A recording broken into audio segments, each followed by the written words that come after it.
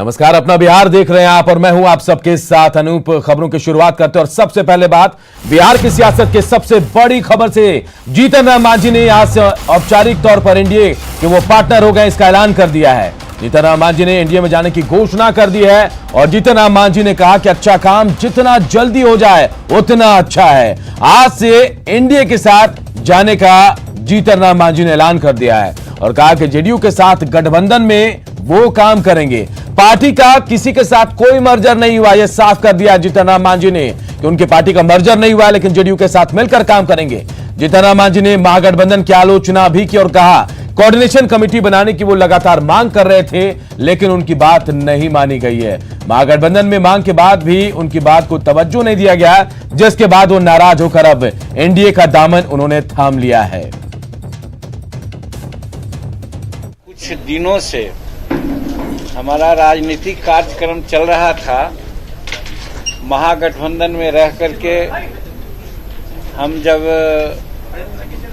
समन्वय समिति की बात किया, कोऑर्डिनेशन कमेटी की बात किया और उसमें 3-4 महीना राजद को दिया, फिर 2-3 महीना कांग्रेस को भी दिया। उनका आश्वासन था कि हम लोग सब ठीक कर लेंगे। लेकिन ये कहना चाहते हैं हम कि बचपन से ही सिद्धांत पर चलने का हम मन बनाया है और उसी के अनुसार हम चलते रहे हैं। और जब अंत देखा कि अब ये लोग महागठबंधन के लोग समन्वय समिति के पक्ष में नहीं हैं, तो वैसी परिस्थिति में आपने देखा कि गत महीना में 20 तारीख को हम महागठबंधन से अलग होने का इरादा कर लिया, फैसला कर लिया।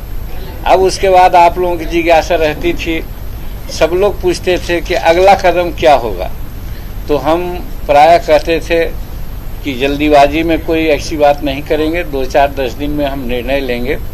और आपने देखा कि ऐसे तो हम 3 तारीख को बोले थे कि 3 तारीख को कुछ करेंगे, लेकिन आज हम बाहर से आए हैं। 2-3 दिन के अपना क्षेत्र और अगल बगल के लोगों के जो मर्डर हुआ है, कुछ और वारदातें हुई है, उसके बाद तो लगा आज की जो जल्दीबाजी में तो नहीं, लेकिन जो अच्छा काम होता है जितना शीघ्र हो जाए, इसी सिलसिले में आज आप लोगों को आमंत्रण दिया है। और आज हमने निर्णय ले लिया, हमारे लोग हमको अधिकृत भी किए हुए थे कि कहाँ हम लोग जाएंगे। तो आज हमारा फैसला ये है कि हम नीतीश कुमार जी के जदयू पार्टी का एक अंग हो करके, यानी कि एलाई हो करके हम उनके साथ रहने का इरादा किया है। मर्जर की बात हमारे लोग नहीं करते थे, इसीलिए मर्जर की बात नहीं आई है। हम उनके साथ एलाई के रूप में काम करेंगे।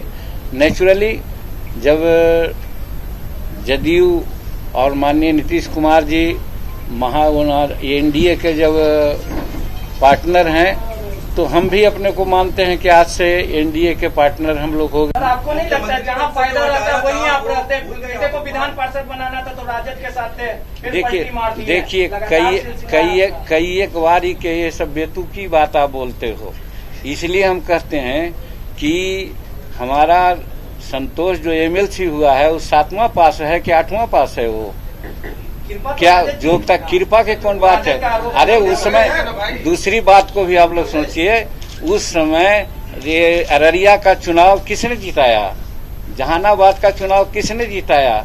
अगर हम 6 विधायक और 7 विधायक जिताए, उसमें एमएलसी उन्होंने बिना मांगे उन्होंने कहा। और वैसा मुसहर कम्युनिटी के लोगों को कहा जिस कम्युनिटी में पढ़े लिखे लोग कम होते हैं। संतोष एमए है, पीएचडी है, नेट है, प्रोफेसर है, इसके बाद उसका चयन कोई दया की बात नहीं है, वो डिजर्व करता है। और लालू जी उस समय अपना ये में गर्ज में हमसे नहीं है, बसंती जी बैठे हुए हैं, ही दानी जी बैठे हुए हैं, टाइम विदाउट नंबर कि भाई किसी तरह से जीतन मांझी को लाइए, जीतन मांझी को लाइए।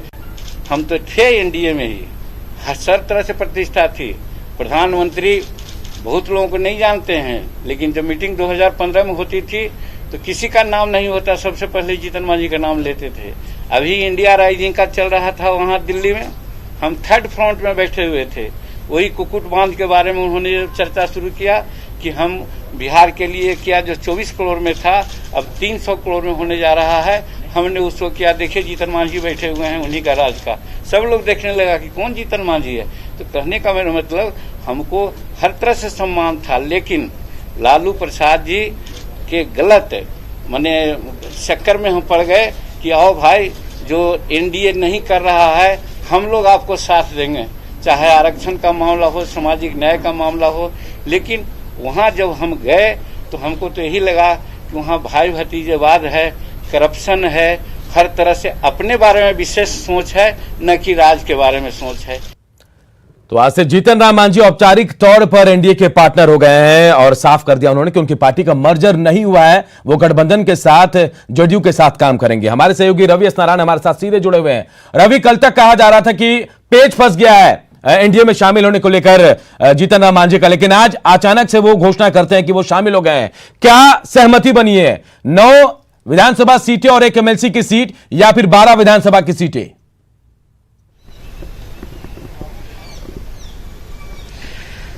देखिए, जदयू के साथ अगर जीतन राम मांझी की अगर शर्तों की बात करें तो जीतन राम मांझी ने खुल करके कह दिया है कि बिना शर्त जो है वो जदयू के साथ हमने समर्थन किया है।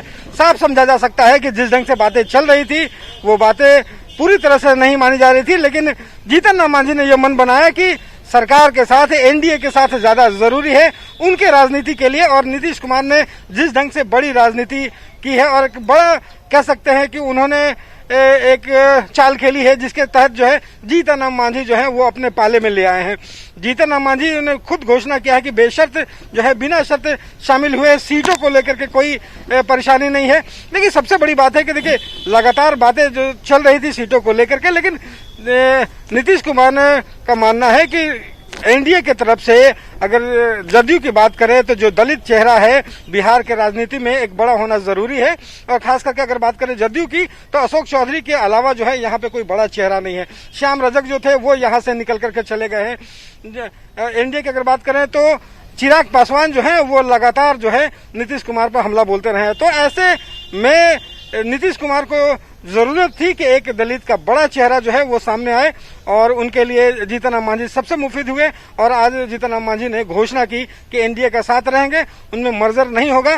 सबसे बड़ी बात है कि आने वाले चुनावों में जीतन राम मांझी नीतीश कुमार के साथ प्रचार करते हुए हर उस मोर्चे पर नजर आएंगे जहां पे उनकी जरूरत होगी। अनूप, बिल्कुल, तो राजनीति जरूरत और संभावनाओं का खेल है और इन्हीं संभावनाओं को देखते हुए जीतन राम मांझी अब एनडीए का हिस्सा होंगे। बहुत बहुत शुक्रिया आपका इस तमाम जानकारी के लिए रवि। बढ़ते आगे। 7 सितंबर की वर्चुअल रैली से पहले जेडीयू ने डिजिटल पोर्टल लॉन्च किया है और इसी पोर्टल के जरिए CM Nitish Kumar virtual rally को संबोधित करेंगे। दावा 10 लाख लोगों तक पहुंचने का है। पार्टी के इस पोर्टल में नीतीश कुमार के सभी भाषणों को भी सुना जा सकता है।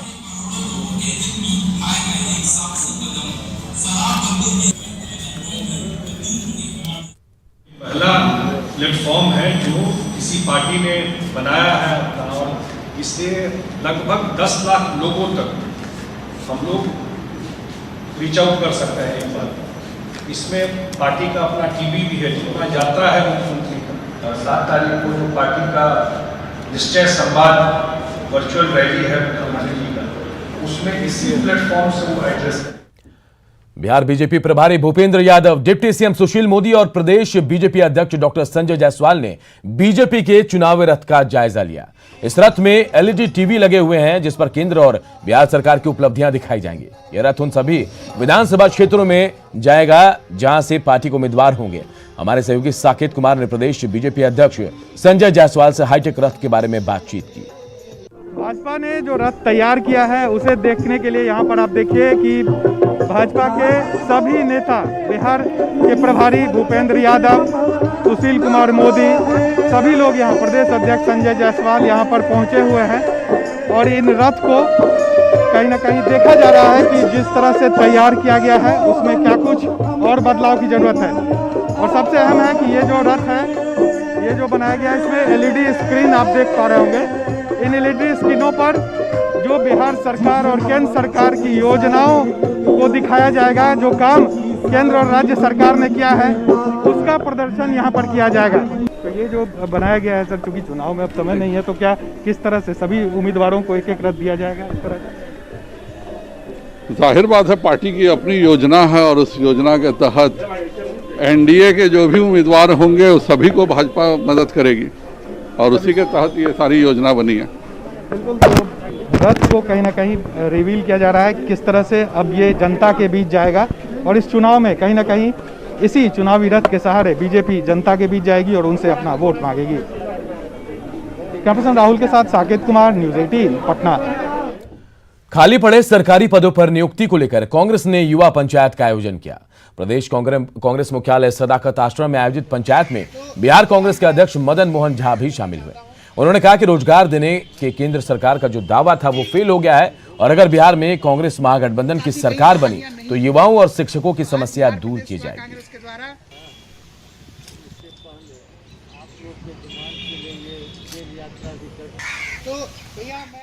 जो डिमांड है, युवाओं का जो डिमांड है उसको पहले पूरा किया जाए और उसके बाद किसानों का मामला को टेकअप किया जाए। मैं इन लोग को आश्वस्त भी किया हूँ कि आपकी बात जो है वो युवा कांग्रेस से बात करके उसमें घोषणा पत्र में शामिल भी करेंगे और हम ही नहीं, हमारे नेता राहुल गांधी जी की भी ये मंशा है कि शिक्षकों का जो डिमांड है उसको अतिशीघ्र पूरा किया जाए। मैं यही इन लोग को आश्वस्त करके यहाँ से जा रहा हूँ। चुनावी साल है और विकास के दावे हो रहे हैं, लेकिन कई इलाकों के लोग सड़क और बिजली का इंतजार अब भी कर रहे हैं। अररिया के पलासी प्रखंड के वोट गांव में अब तक सड़क नहीं बनी है। प्रशासन और जनप्रतिनिधियों के खिलाफ लोगों में नाराजगी है। उनसे बातचीत की हमारे सहयोगी सतीश कुमार ने। भीड़ इकट्ठा कर अभी हम पलासी प्रखंड के भोटगांव में हैं। तस्वीरों में साफ तौर पर देखा जा सकता है कि यह जो पलासी प्रखंड का भोटगांव जो इलाका है, यहाँ पर आज़ादी के बाद जो बतलाया जा रहा है कि अभी तक सड़क ग्रामीणों ने नहीं देखा है। बहुत जल्दी से किसी को इमरजेंसी भी होता है तो हम लोग जा नहीं पाते हैं, बहुत दिक्कत होता है। यहाँ सड़क बना ही नहीं है, हम लोग देखे हैं नहीं, आज तक कभी देखे ही नहीं देखे हैं। और वो बहुत बुरा हाल है हम लोगों को कि कैसे निकलेंगे। न एमएलए है न वो वार्ड सदस्य, कोई है ही नहीं है, कैसे रोड बनेगा? जब तक कोई रहेगा, एमएलए रहेगा, एमपी रहेगा, मुखिया रहेगा, तब न रोड बनेगा। यहाँ कोई विकास कर रहा है, यहाँ विकास क्या है? तो तस्वीरों में साफ तौर पर देखा जा सकता है कि पलासी प्रखंड के इस गांव के ग्रामीणों का आक्रोश जनप्रतिनिधियों और प्रशासन के खिलाफ साफ तौर पर नजर आ रहा है। ग्रामीणों का साफ तौर पर आरोप है कि आज़ादी के बाद से अब तक इस गांव में विकास की गंगा जो सरकार कहती है कि हमने बहाया है, अब तक तो नजर नहीं आ रहा है। सतीश कुमार, न्यूज़ 18 पलासी, अररिया। गया के डीएवी कैंट स्कूल पर मनमाना फीस वसूलने का आरोप लगाते हुए लोगों ने हंगामा किया और गया डोभी नेशनल हाईवे को जाम कर दिया। लोगों का कहना है कि कोरोना की वजह से स्कूल बंद है, इसके बावजूद स्कूल की तरफ से कई तरह की फीस की डिमांड की जा रही है और पैसे नहीं देने पर छात्रों को परीक्षा में नहीं शामिल करने की धमकी दी जा रही है। इस बारे में डीएम सहित कई अधिकारियों को खबर भी दी गई, लेकिन कोई फायदा नहीं हुआ। मौके पर मौजूद हमारे सहयोगी अरुण चौरसिया ने अभिभावकों से बातचीत की। ये भी कैंट पर अभिभावकों ने हंगामा किया है। इनकी माने तो जो ट्यूशन फी है उससे ज़्यादा स्कूल द्वारा अन्य फीस भी वसूली जा रही है और ये लोग इसे नहीं देना चाहते हैं। इसी मांग को लेकर आज ये लोग यहाँ आए हैं और यहाँ हंगामा हो रहा है। आप देख सकते हैं कि बोधगया थाना की पुलिस भी मौके पर आई हुई है। ये लोग हंगामा के साथ ही देख सकते हैं कि जो मुख्य मार्ग है गया से डोभी जाने वाला, उसको भी जाम कर दिया गया है और यहाँ लंबी कतारें हैं। आखिर क्या मांग है और क्यों ये लोग यहाँ आए हुए हैं, क्या चाहते हैं? अच्छा बताइए कि क्या मांग है, क्यों आप लोग आंदोलन कर रहे हैं? सर, मेरा आंदोलन यहाँ पे इसलिए हो रहा है क्योंकि डीएवी कैंट जो है वो अदर चार्जेज ले रहे हैं। हम लोग सभी पेरेंट्स, सभी गार्जियन हम लोग ट्यूशन फीस देने के लिए तैयार हैं, पर अदर चार्जेस हम लोग नहीं दे पाएंगे क्योंकि सर लॉकडाउन में सबका स्थिति खराब है, सबके बच्चे का भविष्य का बात है। ये भी कहा जा रहा है कि 7 तारीख का जो टेस्ट होगा वो उसमें अगर जो फीस पेरेंट्स लोग नहीं भरे रहेंगे उसका रिमूव कर दिया जाएगा, उसको काट दिया जाएगा और तब जब आप सबका फीस जब जमा कीजिएगा तभी आपके बच्चे का एग्जाम लिया जाएगा। ये कहाँ का ये है? ये कहाँ का न्याय है सर? यहाँ रिस्पांस नहीं दे रहा है। यहाँ रिस्पांस नहीं, हम लोग 3 दिन से परेशान हैं सर। हम लोग डीएम के पास भी गए थे, सर। डीएम भी आदेश का हम लोग पालन किए और डीएम भी बोले कि हम लोग कुछ करते हैं। कल्याण पदाधिकारी आज बोले कि आज हम लोग आएंगे, पर इनका मोबाइल स्विच ऑफ बता रहा है। ये अभिभावक लोग हैं, इनकी कहे तो ये ट्यूशन फीस देने के लिए तैयार हैं, लेकिन बाकी फीस देने के लिए तैयार नहीं है। वहीं जो यहाँ के स्कूल के जो प्रबंधन के लोग हैं वो अपनी बात रखने के लिए सामने नहीं आ रहे हैं। सहयोगी विपिन के साथ अरुण चौरसिया, न्यूज़ 18 गया। इधर गंगा का जलस्तर लगातार बढ़ रहा और दानापुर दियारा के कुछ इलाकों में पानी भी घुस गया है। लोग बाढ़ के खतरे से डरे और सहमे हुए हैं। वहीं नाविकों को गंगा में तेज लहरों को झेलना पड़ रहा है। प्रशासन की तरफ से गंगा घाट पर सुरक्षा कर्मी तैनात कर दिए गए हैं ताकि ज्यादा लोग नाव में ना सवार हो। लोगों को क्या परेशानी और सुरक्षा के क्या इंतजाम है, बता रहे हमारे सहयोगी अमरजीत शर्मा। गंगा का जलस्तर लगातार बढ़ रहा है और खतरे के निशान के नजदीक पहुंच गया है। वहीं पटना में जलस्तर खतरे के निशान से ऊपर बह रही है। बनारस से बढ़त तेज हुई और बक्सर में भी जलस्तर में काफ़ी बढ़त है। कोइलवर की जो सोन नहर है उसमें भी बढ़त दर्ज की गई है। जलस्तर लगातार बढ़ रहा है और लोगों की मांग है कि यहाँ पर पक्का पुल होता तो काफ़ी बेहतर होता, मगर नाव से जाना आना लगातार लगा रहता है। किस तरह का मांग है दियारा वासियों का? हम लोग का पक्का पुल चाहिए। हाँ।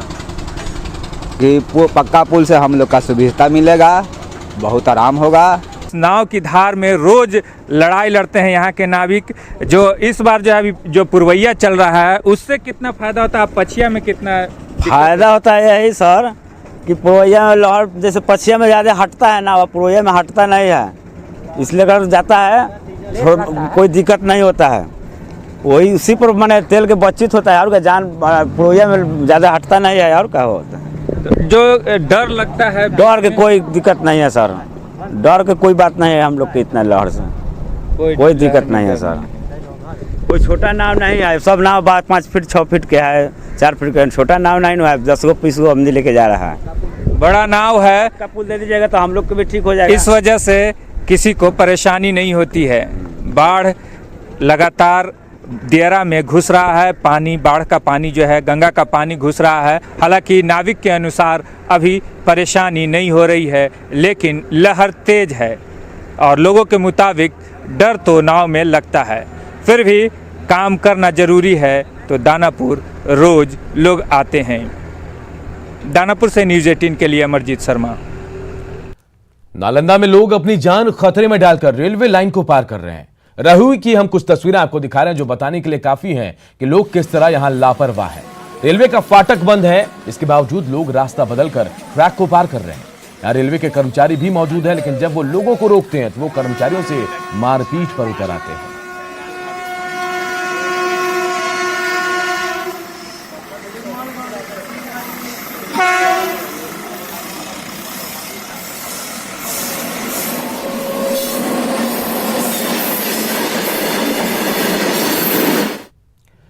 कोरोना संक्रमित मरीजों के लिए मुजफ्फरपुर के पताही हवाई अड्डा मैदान में 500 बेड का अस्पताल बनकर तैयार हो गया है। पीएम केयर्स फंड से बनाए गए इस अस्पताल में उत्तर बिहार के कोरोना मरीजों का इलाज होगा। इस अस्पताल में डीआरडीओ और बिहार के स्वास्थ्य विभाग के डॉक्टर और कर्मचारी इलाज करेंगे। हमारे सहयोगी प्रवीण ठाकुर अस्पताल के बारे में ज्यादा जानकारी दे रहे हैं। डीआरडीओ द्वारा मुजफ्फरपुर के पताही हवाई अड्डा मैदान में जो पिछले 20 दिनों से ये निर्माण का काम चल रहा है कोविड केयर अस्पताल का, वो काम लगभग पूरा कर लिया गया है और अब कभी भी इस अस्पताल में मरीजों का इलाज शुरू हो जाएगा। ये 500 बेड की क्षमता वाला कोविड केयर अस्पताल डीआरडीओ ने तैयार किया है और ये माना जा रहा है कि दिल्ली और पटना के बिहटा के बाद ये मुजफ्फरपुर में जो उत्तर बिहार का केंद्र है, यहाँ डीआरडीओ ने खोला है अस्पताल और इसका अब जल्द ही इनॉग्रेशन होने वाला है। पूरी तैयारी कर ली गई है। यहाँ देखिए ये ऑक्सीजन प्लांट भी लगाया गया है उन मरीजों के लिए जिन्हें फेफड़े में ज़्यादा संक्रमण होगा और जिन्हें वेंटिलेटर की आवश्यकता होगी। उन्हें पाइप के जरिए ऑक्सीजन इस कोविड केयर अस्पताल में पहुँचाया जाएगा और ये जो 500 बेड की क्षमता वाला कोविड केयर केयर अस्पताल है, यहाँ पर 125 बेड जो है आईसीयू के लिए रखा गया है। जो गंभीर मरीज होंगे कोरोना संक्रमित उनका इलाज होगा। और आप देखिए ये यहाँ पर ये रेड जोन है, यहाँ जो कोरोना संक्रमित मरीज आएंगे, जो डिस्ट्रिक्ट एडमिनिस्ट्रेशन द्वारा पहले ही उनकी जांच कर ली जाएगी, जो पॉजिटिव मरीज होंगे यहाँ आएंगे और इस पेशेंट के ब्लॉक के बाद ये पूरी तरह रेड जोन का इलाका शुरू होगा। और फिर जो पेशेंट आएंगे जो अधिक संक्रमित होंगे उन्हें आईसीयू में ले जाया जाएगा, और जो दूसरे पेशेंट होंगे जो जिसकी क्षमता 375 बेड की बताई जा रही है वो आइसोलेशन में होगा। तो कुल मिलाकर एक DRDO द्वारा ये एक गिफ्ट कर सकते हैं इलाके के लिए, उत्तर बिहार के लिए, और पूरी तरह ये निःशुल्क व्यवस्था होगी, किसी प्रकार का शुल्क नहीं लिया जाएगा। और ये जो DRDO द्वारा अस्पताल बनाया गया है ये कोरोना संक्रमण के बाद जो PM केयर फंड जनरेट किया गया था उस फंड द्वारा ये अस्पताल बनाया गया है। और पूरी तरह अब इसके इनॉग्रेशन का इंतजार है, पूरी टीम जो मशीनरी है वो तैयार है, और राज्य स्वास्थ्य विभाग के द्वारा भी यहाँ पर 150 इस प्रकार के नर्सेज और डॉक्टर्स दिए गए हैं। इसके अलावा DRDO ने खुद 50 से अधिक जो डॉक्टर्स की टीम है यहाँ पर तैयार किया है, और पूरी तरह ये आधुनिक तौर पर बनाया गया जो कोविड केयर अस्पताल है वो तैयार है, और बस अब इनॉग्रेशन का इंतजार है। कैमरामैन संजीव के साथ प्रवीण ठाकुर, न्यूज़ 18 मुजफ्फरपुर। और अपना बिहार के इस बुलेटिन में इतना ही। आगे देखिए जोहार झारखंड।